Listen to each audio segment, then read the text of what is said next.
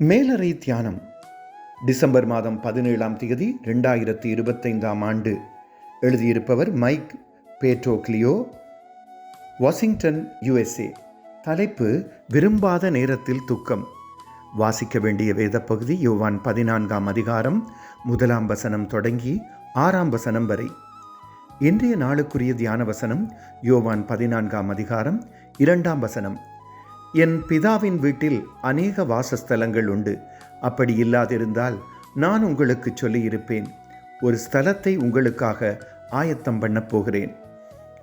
நத்தார் காலமானது மகிழ்ச்சியை கொண்டு வரும் என்று எதிர்பார்க்கும் காலமாகும். அந்த நாட்களில் வரும் மரணம் விரும்பத்தகாத ஒரு விருந்தாளி போல் இருக்கும். நத்தாரை கடந்து வசதியான ஒரு நாளில் வரலாம் என்று சொல்ல முடியாது. கடந்த வருடம் நத்தாருக்கு 3 வாரங்களுக்கு முன் எனது ஒரே சகோதரி காலமானார். நான் தூரமான இடத்தில் இருந்ததால் அவருடைய மரணத்துக்கு முன்பும் நான் அவரை சந்திக்கவில்லை. அதற்கு முந்தைய வருடத்தில் எனக்கு அன்பான மாமியும் மகனும் காலமானார்கள். இந்த வருடம் எனது சகோதரியின் ஞாபகார்த்த ஆராதனையும் இருப்பதால் வீட்டுக்கு போகிறேன். நத்தார் எனக்கு கசப்பு கலந்த இனிப்பாக இருக்கும்.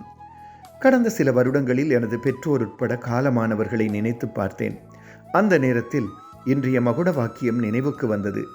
அதிலே இயேசு குறிப்பிட்ட வீட்டு விருந்து மண்டபத்திலே இயேசு மத்தியில் அமர்ந்திருக்க எனது பெற்றோர், சகோதரி மற்றும் உறவினர்கள் அவரை சுற்றி அமர்ந்திருந்து பரலோக விருந்துண்பதாக கற்பனை செய்தேன். இம்மானுவேல், கடவுள் எம்முடன் இருக்கிறார் என்ற பாடல் வரிகளை நினைத்தேன். இழப்புக்கள் துக்கங்கள் மத்தியிலும் அவருடைய பிறப்பின் தினத்தை நாம் மகிழ்ச்சியுடன் கொண்டாடும் காலத்தில் அவர் எம்மோடு இருக்கிறார் என்பதை விசுவாசிப்போம். ஜெபம். சமாதானத்தின் தேவனே, இந்த நத்தார் காலங்களில் இழப்புக்களால் துக்கப்படுவோருக்கு ஆறுதல் கொடுங்கள். ஆமீன். இன்றைய நாளுக்குரிய சிந்தனை: இம்மானுவேல், தேவன் நம்மோடு இருக்கிறார் என்பதை நத்தார் ஞாபகப்படுத்துகிறது. கர்த்தருடைய அன்பும் இரக்கமும் அவருடைய பிரசன்னமும் இந்த நாளில் உங்கள் அனைவரோடும் கூட இருப்பதாக.